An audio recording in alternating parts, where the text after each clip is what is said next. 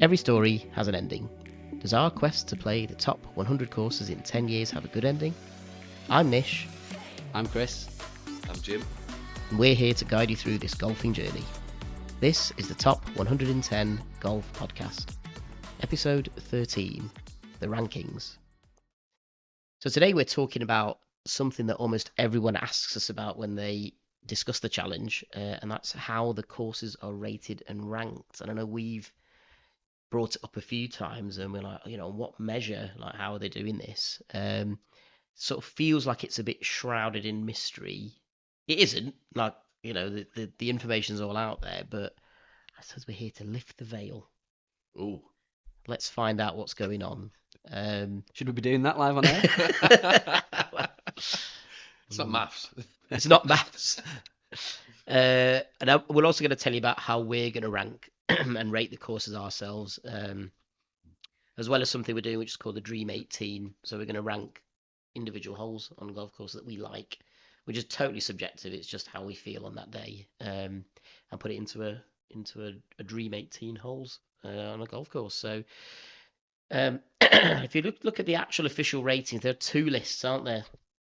There's the official top 100 courses on the website, and then there's Golf Monthly. Is that right? Yeah.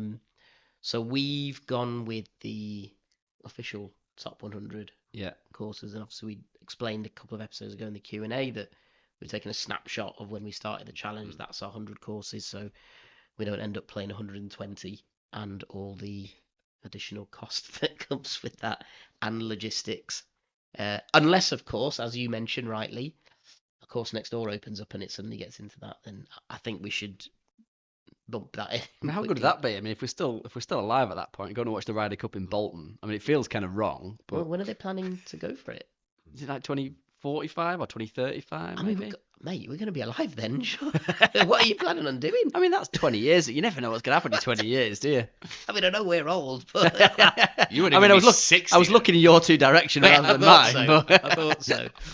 I thought, death isn't the thing that I thought would stop us from putting there. Yeah, going back into employment at some point soon, maybe. When you look at your retirement age and you have to review your pension benefits and things. And it says your retirement age is your selected retirement age. Nominated 125. Retirement year, sorry, is 2047. 2047. Yeah. Wow. Is it? Yeah. You're definitely older than that. Are you lying to your financial advisor? I'm my financial advisor. There you go. You're only lying to yourself, Jim. The Wolf of Wall Street over here. If only. I know. Yeah, it'd be great. It's not quite the same when you're hanging out of a Ford Fiesta, is it? And you're in Manchester rather than in New York. Vauxhall Laster, by the way. Thank you. So I think looking at I did think it was all hidden away, and actually when I looked at the website, because you're so blinded by looking at your lists and figuring out where things are and whatever, it isn't hidden away on the website at all, is it? There's a section right at the footer. See, I kind of thought it was, but ratings and rankings. Well, I mean, you have to get to the bottom of a web page. Who does that, I suppose? Well, yeah, exactly. Do you not read the privacy notice? Because that's the first thing I read. Is that the first thing? Yeah, I get sick of those, like, cookie consent, privacy notice, terms of government. Yeah. I don't like accepting cookies, but there's the occasional when you're just like, I cannot fucking find the reject, so I'm just accepting it. Yeah. Or the ones do your worst. Or those websites that actually stipulate it's like, by continuing to this website, then you're default, you're agreeing to all the cookies. Oh, you must look at different websites to me, Jim. Oh. So, I think let's explore what the official rankings and how they're done. I gather it's committee based. They have a load of assessors who go out and they rate courses, and then they submit it to the committee, and then the committee sort of take out any biases or anything like that. I mean, I don't know what that means, but it says, we take out any outliers. I get that. Somebody might go, oh, it was amazing, and everybody else has said it's all right. So fair enough. I suppose that's more statistics, isn't it? You look at averaging it out properly, but so they do that, and then the biases bit didn't really make any sense to me. I wasn't sure what that was all about, but hey, let's go with it. But there's 5 things that they look at, or they're assessing overall and ranking these courses on. and apparently it's all about promoting strategic golf. What? Yeah, exactly. So I was a bit like, oh, what is strategic golf all about? Have you not been watching me, Nish? I don't know what you want, sorry. You've not been watching me when I'm playing? Oh, well, yeah. We take it's about every as strategic as it gets. So, okay, so their official definition is that strategic golf is varied, interesting, engaging golf that asks questions answered by different golfers in different ways. Do you understand what that means? I think my face gives that away. That's a load of gobbledygook. Yeah, I mean, what does that mean? I mean, again, is he trying to say that there's more than one way of skinning a cat kind of thing? Like there's maybe different ways you could play the hole. I guess it's that risk reward kind of thing. I suppose maybe, isn't it? Maybe that's what it's trying. Well, who was it? Was it saying here now? There's different parameters they could use in terms of what they're doing. It's the aesthetics.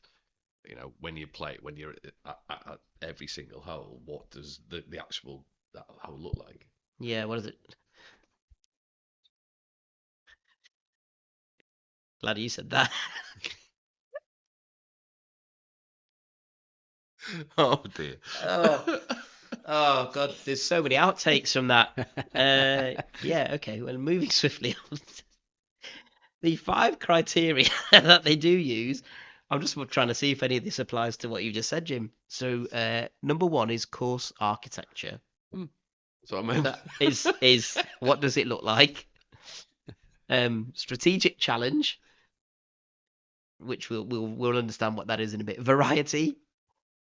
Spice of life. Is the spice of life? Yeah. Consistency of caliber.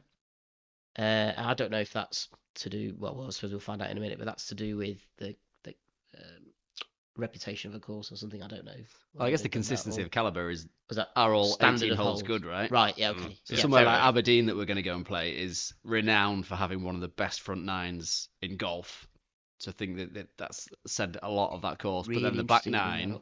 Right, is the back nine not is much less interesting because it's a bit kind of flatter and you're out of the dunes and stuff. So it's, I guess, that consistency of caliber is all. Are all the holes good? Yeah. Do you get all the way around with that consistency? Like Moortown, where you spend all the money on one hole. Yeah. And then the rest of it. Call it but actually, ironically, he did. I think he had a good. What are we calling it? Consistency of caliber. That's the all 18 holes are good. Interesting you say that about Royal Aberdeen. So as I was doom scrolling on Instagram, as you do. I read somebody's post, and it was, I think they'd screenshotted the person's post. I don't know who this person is, but they said, very well respected golf writer has just given his top 3 golf courses that he's played in the last 2 years or something like that.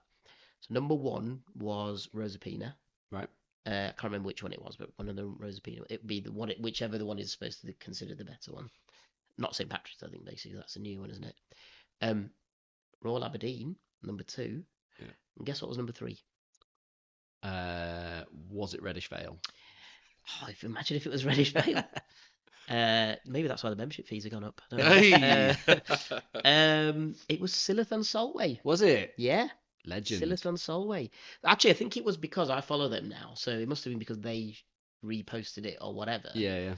Because they've just been nominated for an award for like English Golf Course of the Year. Oh, right, okay. So they're making a big thing about it, and I think now they posted a video about, I think it was their club president or someone like that was on saying we're really trying to get people understanding about our course and how good it is.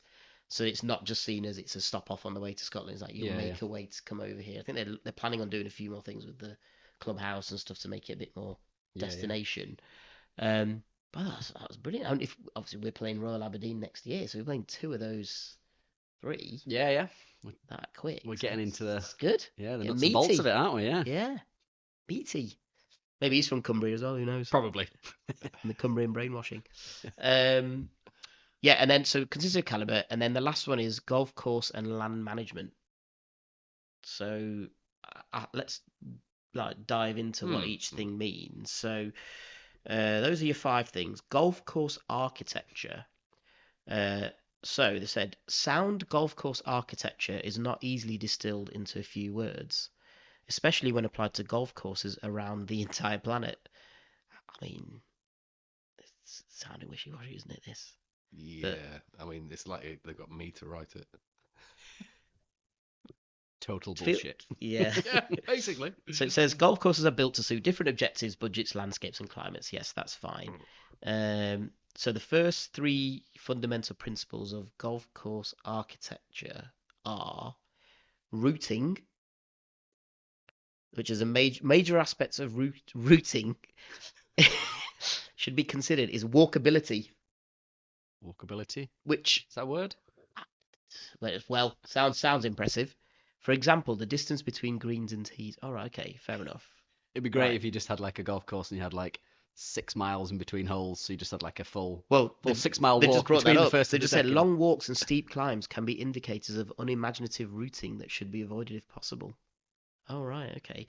So basically they're saying, have you just gone, oh, let's just make this difficult for people, and then that's a challenge in itself. Like, you've got to just keep hitting it long and long and long, and that's not necessarily a good golf course, is it? I suppose is what they're saying. Superb examples of exceptional routings are the Old Course in St Andrews and Muirfield. Okay. Green complexes. So the green complex includes the immediate approach greenside hazards as well as the putting surface itself. So the green complexes should be drivers of strategic play. So, okay, right, that makes a bit more sense. Like, is it risk reward, all that kind of thing, right? Use of landscape. So landscape use for golf come in many forms. There are examples of ideal natural links.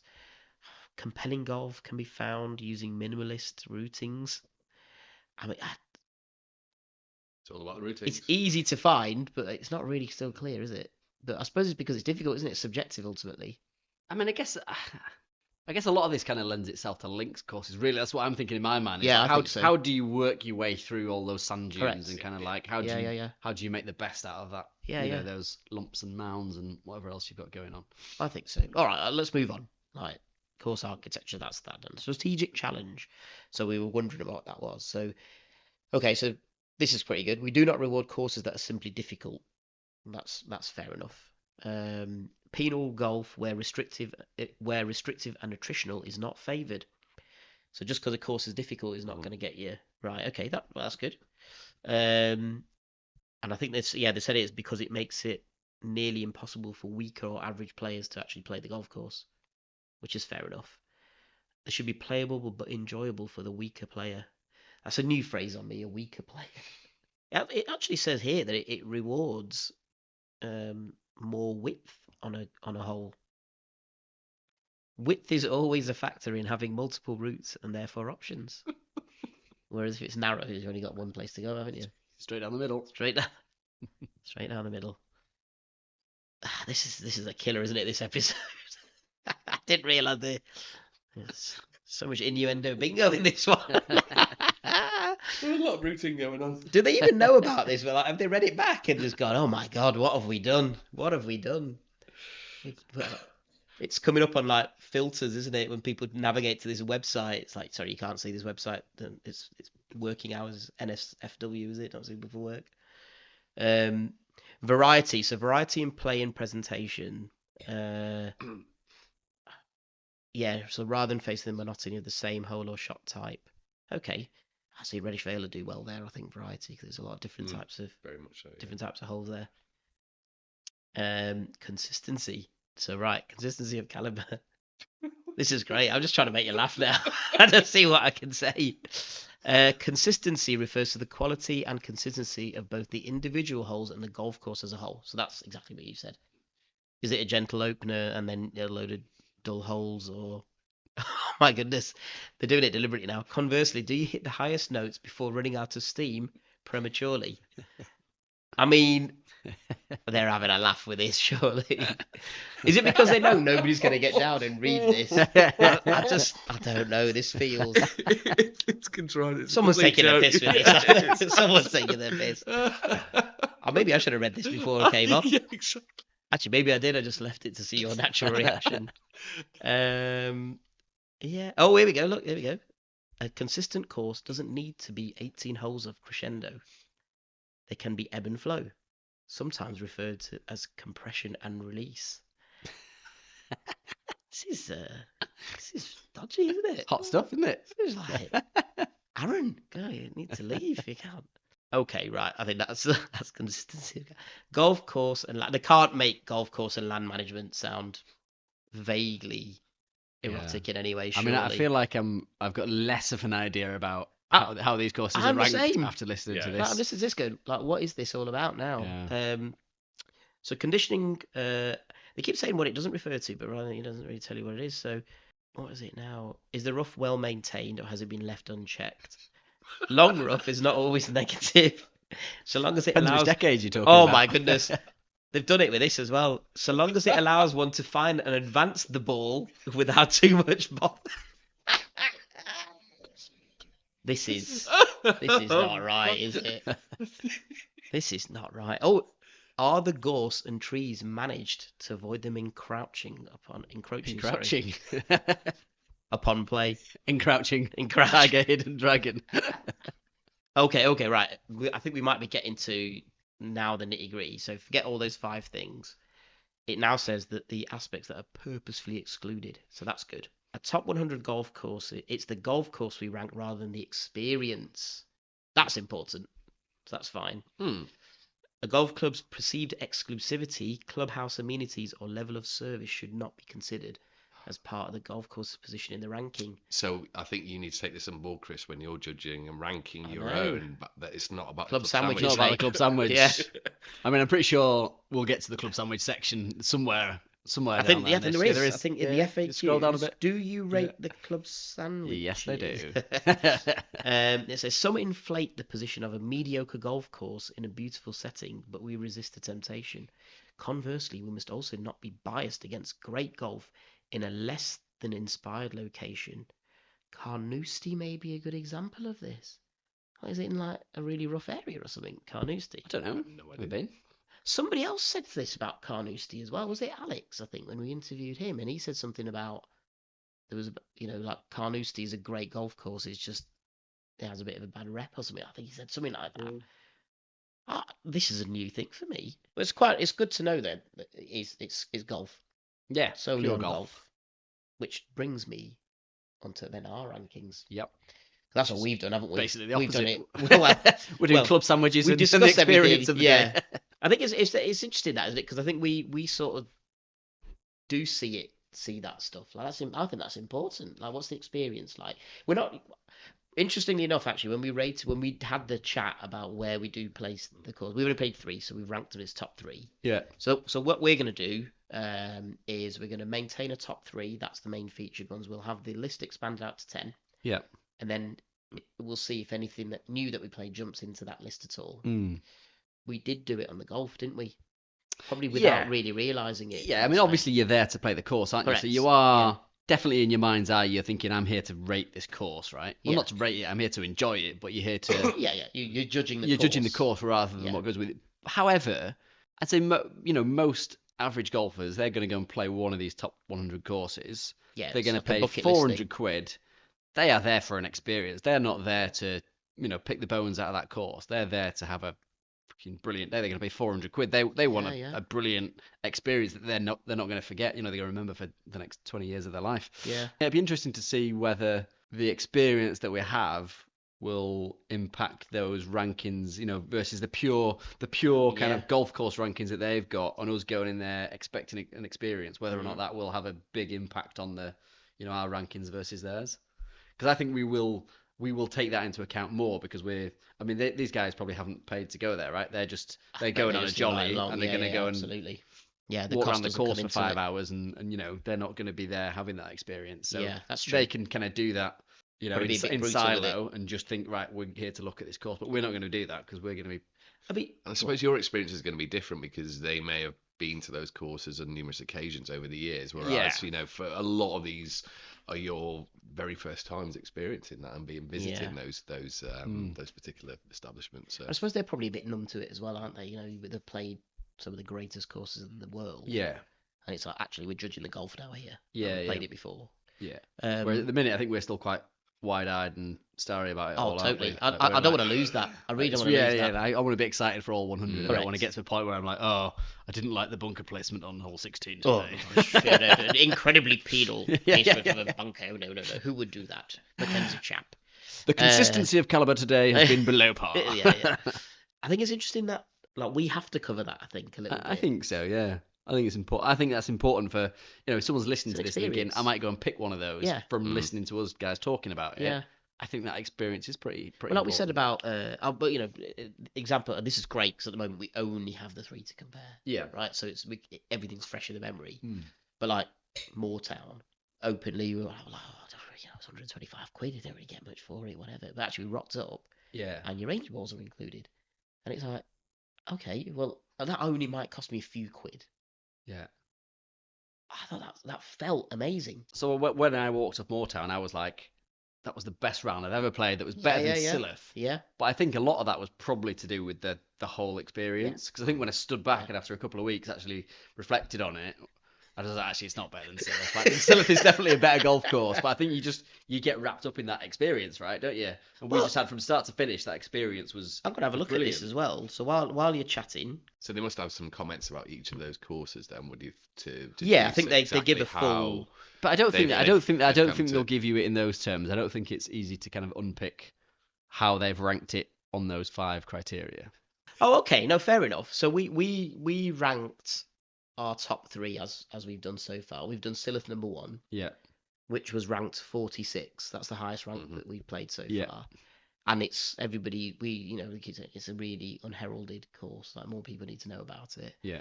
We ranked Moortown 2nd. Yeah. That was 98th. Okay. And we ranked SNA 3rd, and that was 97th. Right. Okay. So we've only switched one around. We switched one around. Pretty close anyway. Pretty close, but yeah. Okay. So that kind of. But from discussing with you and hearing you on the podcasts, I mean, I think there was quite a big differential between the experiences, certainly between Moortown and SNA. Yeah. But then the golf was probably closer, I think, in those terms. Yeah, I don't. I don't know how much the experience we had at Moortown played into the the rating that we gave the course. That course. I don't know if we went and played it again and we had some grumpy bastard greet us at the course and it was raining or whatever. I wonder how much our view of that course would change. I don't know. It's quite interesting actually. When you do to Wales and you've got 2 back-to-back. Yeah, that'd be interesting. That'd be interesting. Particularly if you would have played it the other way around, would Aberdeen or whatever it is, or Royal St David's be better because you played that first, and I get knackered. So it's, you're playing for the second day. I mean that's true. Or that it tanks it down on the second day, and it was glorious. Or how much you drank the night before. I mean, that's always going to be a high volume of alcohol. Let's be honest. Well, good job you're playing kind of middle of the day. Yeah, we'll keep that consistent over the weekend. Yeah. Just make sure you get equally as pissed on the Thursday night and the Friday night. Imagine you just get to the point. It's like, right, okay. In order to be fair on these courses, we've got to down a couple of. We're going to drink the exact same amount every single time. We're having a club sandwich everywhere, so we're drinking the same amount everywhere as well. That's how we're going to do it. Okay, well, I suppose it's quite nice to know that that's then validated what we thought course-wise. It was definitely better than Moortown and SNA. Yeah, it was. Definitely. Okay, but that's what we're going to do. But that has to be subjective. Ours can't be based on any scores or anything like that. It's just how we felt on the day and the golf. But we are going to try and strip that back to the golf. I really enjoyed the golf at Moortown. I thought the holes were so interesting to look at everywhere we went. Yes, that's what we're going to do. But what we will do, because I do think that experience bit is important, because that is a very valid way of looking at it, that most people, and us included, we're experiencing this as rank amateurs, and that bit is important. And if you're going to go and spend 400 or 500 quid somewhere with everything included, you need to know, am I getting good value for what I'm doing, and what does that entail? So does that entail, Eddie was amazing at Moortown in terms of talking to a representative of a golf club. You couldn't find anybody better. He was so good. And then just you got 97 people out there who are all thinking, "Fucking hell, we've got to up our game now." Because Eddie. Only problem is that none of those 97 people are listening to this, Jim. Eddie's been tapped up, I reckon. One of the top courses are going for trying to get Eddie involved now. I think that's how we're going to do our system, and obviously that's going to be all on the website. We're going to type it up properly. Yeah, okay. But then following on from that, we're also then doing something called the Dream 18, which is every course we play, we're going to see if there's a hole that we really, really, really liked that we want to nominate as one of the best holes we've ever seen. Okay. I think I've misunderstood the Dream 18. I thought this was just you ranking your best Nick Doherty dreams. Top 18. Top 18 dreams featuring Nick Doherty. So it's not like it's not the best first hole, best second hole. It's the no. I just don't think we the can top. do it You like can't that. do To be right, honest, I right. think it's too. It's easy now, but though when you get to yeah, kind of like we're getting into almost like Yeah, what's the 50. ebb and flow of a golf course, and that's like getting into golf course proper design, isn't it? And don't really know that, do we? It's probably too much. It's just these are going to be your memories of our memories. Yeah, if something jumps out at us and we think, oh my god, that was just an amazing golf hole to play, then it will hopefully land somewhere in the top 18. We'll keep a couple in reserve. I think interestingly, I think that 5 list, that 5 criteria that they've got, I think ultimately it just boils down to the architecture, right? Because that's pretty much what it looks like, what it's like to play. I think it pretty much, if you has it been distill it positioned down, right in the landscape that it's in? Yeah. Is it enough of a, when there was, we'll sort of get to them, the third on at Silloth. I mean, that probably out of the 54 holes of golf that we played, that stands out, doesn't it? I mean, that's still one of my favourite holes of all. It's a great golf hole. Yeah, it's a brilliant golf hole. And it's interesting because there's no imagery that can capture that. I don't think. What's so good about it? I mean, I've never played Silloth, so I don't know. I mean, it's lovely. It's quite an easy hole to play actually, but I don't know. Is it? Yeah, I mean, it's quite short. We played it well. We both parred it, by the way. Right? But so you can hit an eye. I mean, it's a blind tee no shot, winds up. Yeah. And you're going into a valley. So it's like a perfect V, isn't it? So you just got this little V of like. But then if you hit too big, you've gone, because it turns a little bit to the left. So you go over the valley, the V. Sorry, you get into the dip, and then the golf hole turns to the left, and there's a big dip, and then the tee. It's a Mackenzie design hole actually. So the green's elevated, big raised elevated green. Yeah. Yeah, and everything on the left of it just falls, and it's just crap. And anything to the right, there's a big bank up there. So the ball goes well over that or gets snagged in there. So it's a demanding approach shot. The green wasn't as it's a relatively flat green. Like there's a gentle kind of it's right sort to of left slope on it. I've nailed you with the approach. I'm going to go easy on you on the. Yeah, but that's great. It's quite. If you play it well, it's quite an easy hole to play. But as soon as you get out of position on that hole, oh yeah, you're done. You're done for. It. Yeah. So I think that, and I've attempted to anyway sort of describe a little bit about that hole as well, so people can get a bit of a flavour of it, because I certainly didn't know anything about the third on Silloth at all, and it was you were playing it off memory, weren't you? Like, I know this is a good hole. So we did that. We had the 5th at Moortown, which was a great golf hole. So you tee off, tees next to another green, I think, and then there's a brook running right in front of you. But the whole, like, the tee box is pointing you to, not at the green or anything like that, it's pointing you sort of down this direction. It's avoiding a load of there's 2 trees that are in the way to the green. The green is drivable, I think, for big hitters.